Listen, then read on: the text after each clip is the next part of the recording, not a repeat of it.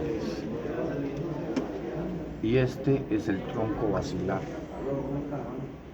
Cerebrales posteriores, comunicante posterior, carótidas internas, cerebrales medias, cerebrales anteriores y comunicante anterior. Otra vez, dos arterias vertebrales, tronco basilar, cerebrales posteriores, comunicante posterior, carótida interna, cerebrales medias, cerebral anterior, comunicante anterior. Muy bien. Arterias vertebrales. ¿Qué es lo que acabamos de ver ahí? Ese polígono de Willis lo descubrió Willis y le puso su nombre. El polígono de Willis es una estructura vascular que permite que el cerebro jamás se quede sin sangre. Esa es la finalidad que tiene. Por cualquier accidente cerebrovascular que pueda pasar, pues el cerebro jamás se va a quedar sin sangre, y esa es la idea de generar eso que se llama polígono de Willis. Y entonces este señor Willis muy bien dijo, bueno, pues entonces esa estructura vascular permite de que si hay un accidente cerebrovascular, se va a formar una hemorragia que va a dañar una parte del cerebro, dependiendo de dónde esté. Pero recuerde que por acción del ion más fantástico que tenemos, que es el ion calcio, se generará el fibrinógeno y formará un tapón de fibrina, y esto va a sellar los vasos.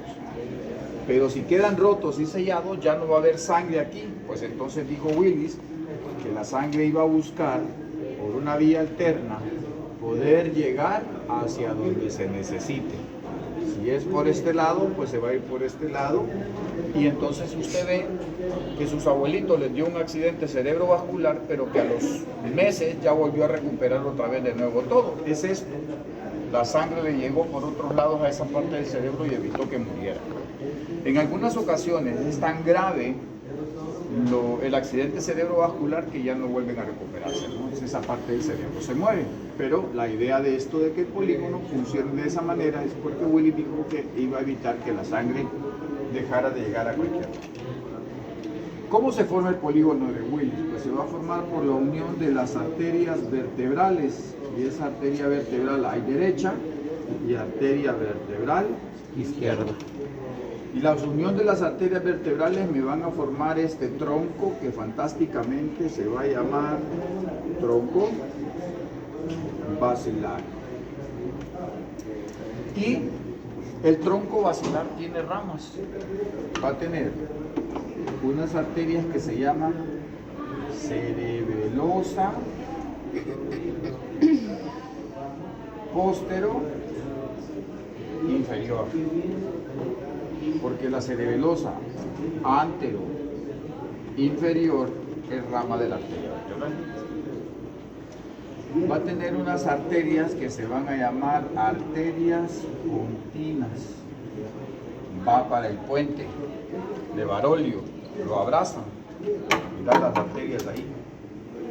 Después, gracias Marcio, van a haber unas arterias ahí que se van a llamar arterias laberínticas, también llamadas auditivas.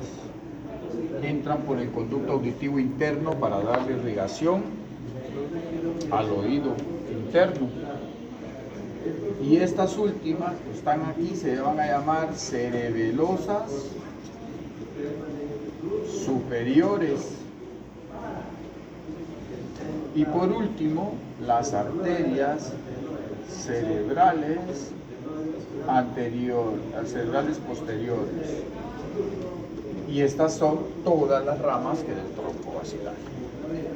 Si usted ve, estas ramas que del tronco basilar no forman parte del polígono. Lo que forma parte del polígono son las dos arterias vertebrales, el tronco basilar, las arterias cerebrales posteriores, las arterias comunicantes posteriores, arterias cerebrales anteriores y la comunicante anterior. Ese es el polígono. Pero está de más enseñar esas arterias que salen ahí. Después viene en esta arteria que se llama comunicante posterior, comunica a la cerebral posterior con la carótida interna. Igual va a haber una comunicante anterior, no, perdón, esta es una cerebral anterior, y esta cerebral anterior se comunican entre sí por la comunicante anterior. Y ahí tengo mi polígono de Willis, ¿no? ¿Dudas con el polígono? Lo que fácil es. Las cerebrales medias. Las cerebrales medias no forman parte del polígono, pero son ramas de la arteria carótida interna. Pero no forman parte del polígono. ¿Listo? Ahora miren, hay estructuras que están contenidas en el polígono de Willis. ¿Qué cosas están contenidas en el polígono de Willis?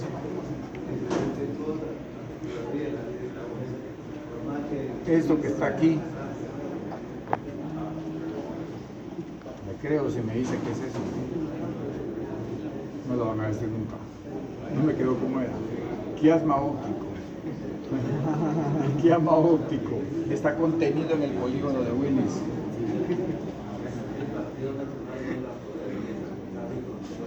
Infundíbulo de la hipófisis. Cuerpos mamilares. Y la sustancia perforada posterior, ese es el contenido del polígono de Willis. ¿Qué? No, ¿qué? No.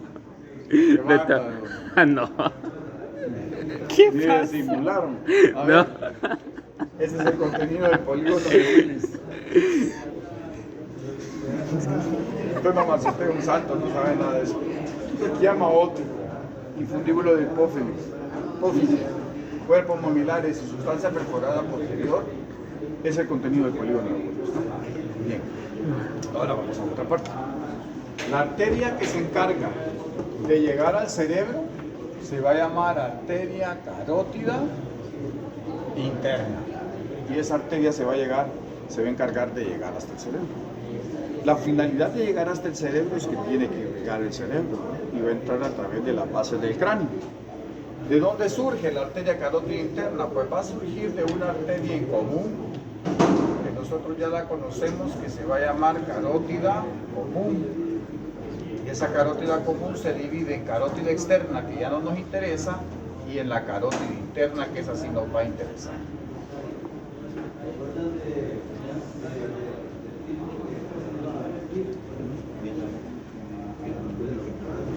Carótida interna. Entonces la carótida interna la vamos a dividir en porciones. El ojo. Es la porción cervical, ¿no? Es la porción cervical, o sea, cuando está en cuello y no da ramas, ¿no? Ni una rama se va a originar de esa porción cervical. Después, esta arteria en la base del cráneo se va a meter a la porción petrosa del hueso temporal y me va a formar la porción petrosa. Y esa porción petrosa va a dar una arteria que se va a llamar arteria carótico-timpánica.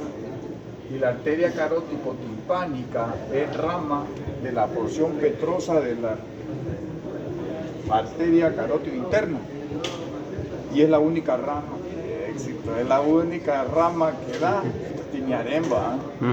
Es la única rama que da, porque chivo ahí creo que después, esta arteria da la vuelta por el conducto carotidio y va a dar una porción que se va a llamar porción cavernosa.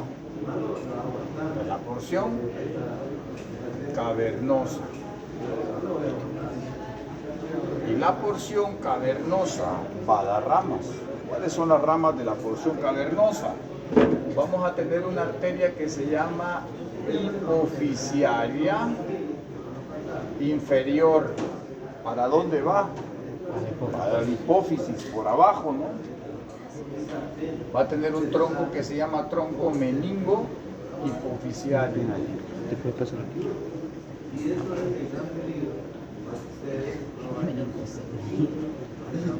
¿Para dónde va? va para las meninges y va para la hipófisis. Además va a tener una arteria que se llama cavernosa, va a tener una arteria que se llama tentorial y va a tener una rama que se llama rama meningia. Y ahí están todas las ramas de la porción cavernosa que se tienen que aprender. Después, esta arteria entra a la base del cráneo, hace esto, y entra a la base del cráneo para formar esto que se llama sifón. ¿Qué es sifón? Pues sifón carotidio, ¿no? Y entonces a esta última porción se le va a llamar porción cerebral, que es cuando ya está en el cerebro, que son los hoyitos que vimos en esa tablita, ¿no? Entonces ahí va a dar una arteria que se llama arteria oftálmica. Arteria oftálmica. Una arteria que se llama coroidea anterior y una arteria que se va a llamar comunicante posterior. A esas tres arterias, 1, 2 y 3, a esas arterias se les llama arterias del sifón carotidio. Así se le llaman a esas arterias, arterias del sifón carotidio. Pero también me va a dar una arteria que se va a llamar arteria cerebral anterior, una arteria que va para la hipófisis que se va a llamar hipofisiaria superior.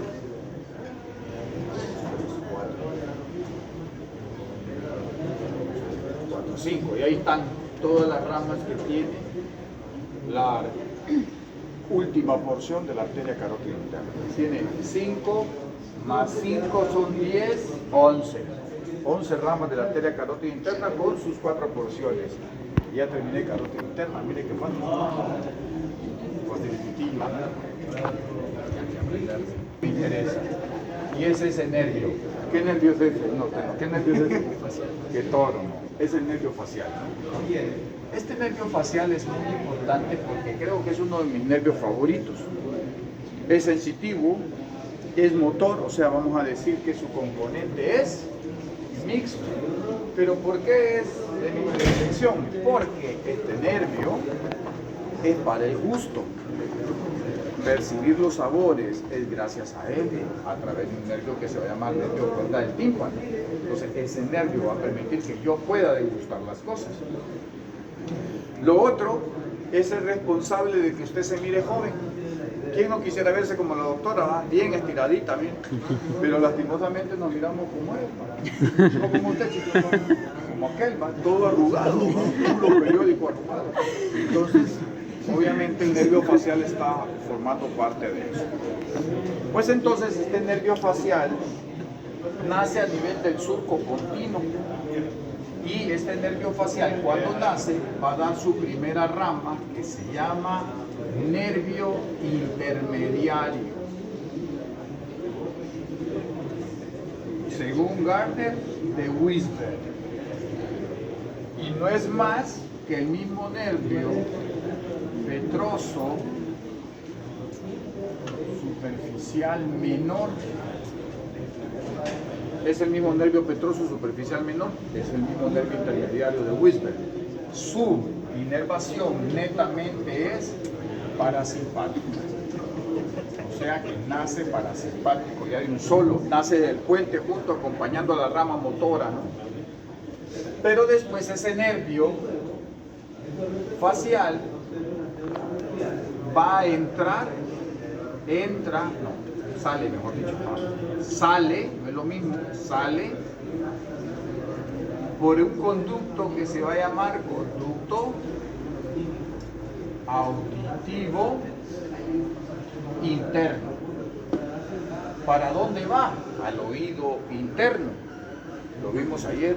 Y cuando entra al oído interno, ese nervio va a dividirse ahí. Y cuando se divide me va a dar un nervio que se llama nervio cuerda del tímpano. que lo da dentro del oído interno. Y este nervio cuerda del tímpano es sensitivo especializado, lleva el gusto, ¿no? Entonces ese baja. Y este nervio cuerda del tímpano sale del cráneo, este sí sale del cráneo por medio de una cisura que se va a llamar cisura petrotimpánica. Por ahí sale del cráneo. Acompaña el nervio lingual para llegar hasta los 2/3 anteriores de la lengua. Después este nervio facial va a dar un nervio ahí mismo en el oído, antes del ganglio geniculado, que se va a llamar nervio petroso superficial mayor. Y este nervio petroso superficial mayor, ¿qué hace? ¿Qué inervación lleva? Ayer lo vimos, y aquí en esta misma pizarra, ¿qué hace? ¿Qué hace? ¿Qué inervación lleva?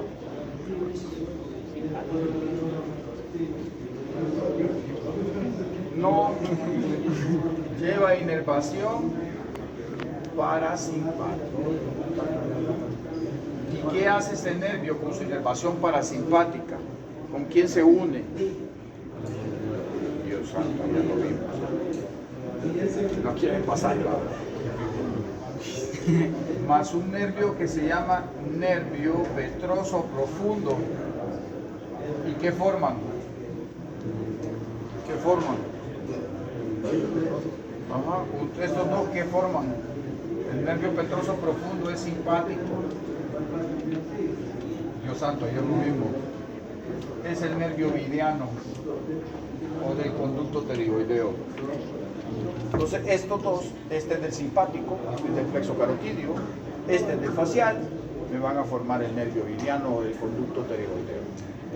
La otra rama, que es inconstante, se llama nervio petroso externo. Es inconstante. Y ahí va a tener una rama que son ramas musculares. Es el nervio del músculo del estribo. Es una rama muscular del nervio facial. Después va a tener otra rama que se van a llamar ramas musculares. Y estas ramas musculares son las que dan el cuello. ¿Cuáles son? Que dan el cuello. Pues sí, es el nervio facial, estamos claros, pues de él estamos hablando. ¿Ah? No, ¿cuáles son las ramas musculares que dan el cuello?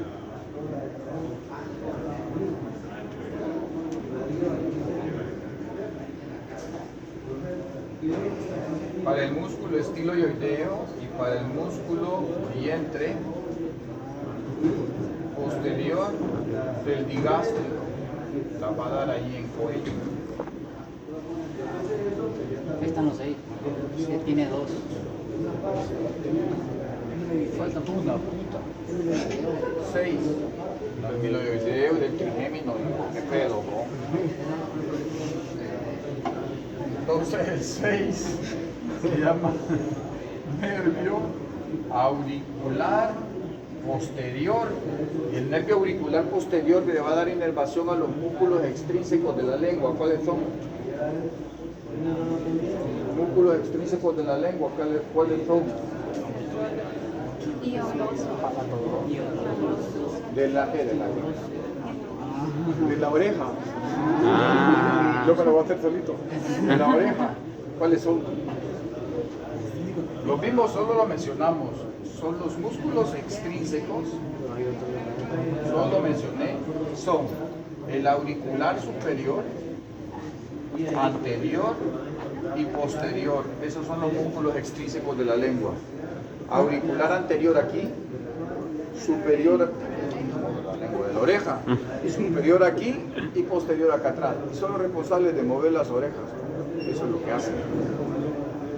Después vamos a tener unas ramas que se llaman ramas comunicantes. Me falta el nervio. Las ramas comunicantes. Tiene dos veces ya. ¿Dos veces? Número 2. Por razón no me daba. 3, 4, 5, 6, 7, sí, por razón no me daba. Algo me falta, 8. Las ramas comunicantes son aquellas ramas, porque Garner dice de que el nervio facial contribuye para formar el plexo faríngeo y dice que se une con glosofaríngeo, con vago y con espinal accesorio. Entonces por eso las ramas comunicantes. Pero Gray dice que no, que el plexo faríngeo solo se forma vago, espinal accesorio y glosofaríngeo. Nada más. Entonces, por eso Garner dice que tiene ramas comunicantes. Y por último, aquí sí, mire, señorito Marcio, van a ser unos ramos que se llaman ramos terminales. Y aquí sí van a entrar los que usted mencionó. ¿Cuáles? Se lo mencionó, pues.